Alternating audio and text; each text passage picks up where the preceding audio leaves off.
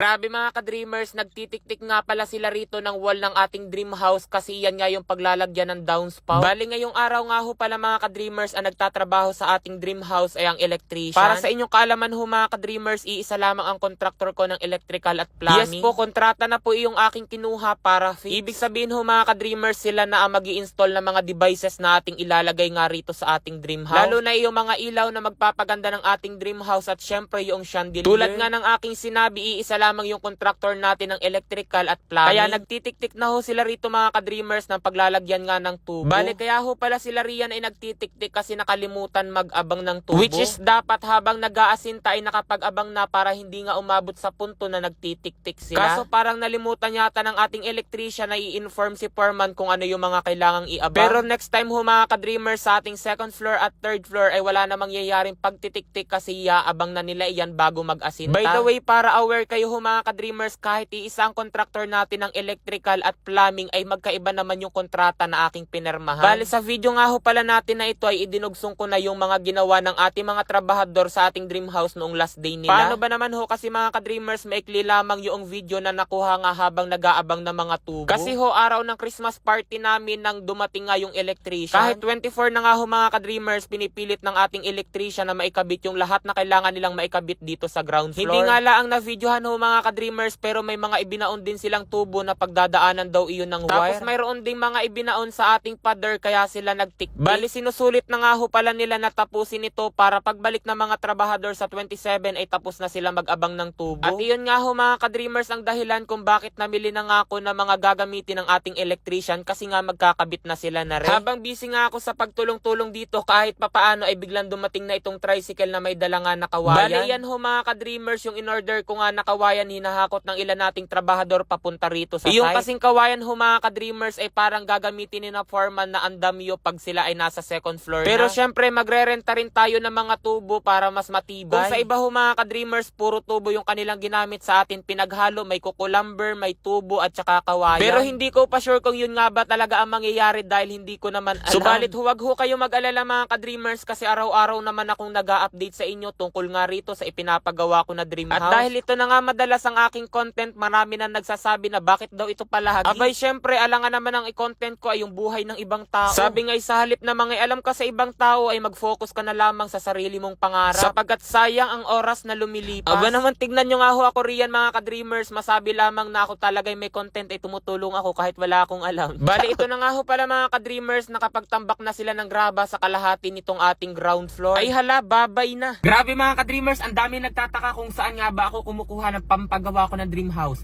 Dito lamang iyan kay PH Rush. Kasi rito, kawi-withdraw ko lamang ng 100,000 pesos. Tingnan nyo, pakita ko sa inyo kung paano kumita rito ng napakadali. Dito, Super Ace dito ang madalas kong laruin. Yan, play.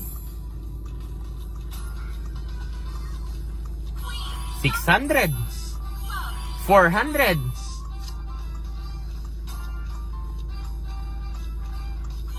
6,000. Sabi ko sa inyo madali. Oh, 8,000. Sabi ko sa inyo madali lang dito. Ayan oh. 15,000 agad oh. 600. 16,000. 6,000. Hoy, 40,000.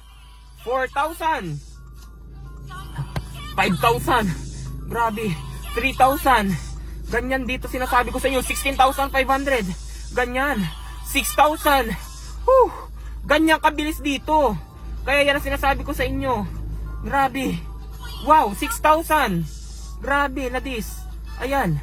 Ayan, ayan, ayan. Isa pa. 1,400. Ayan. 164,000.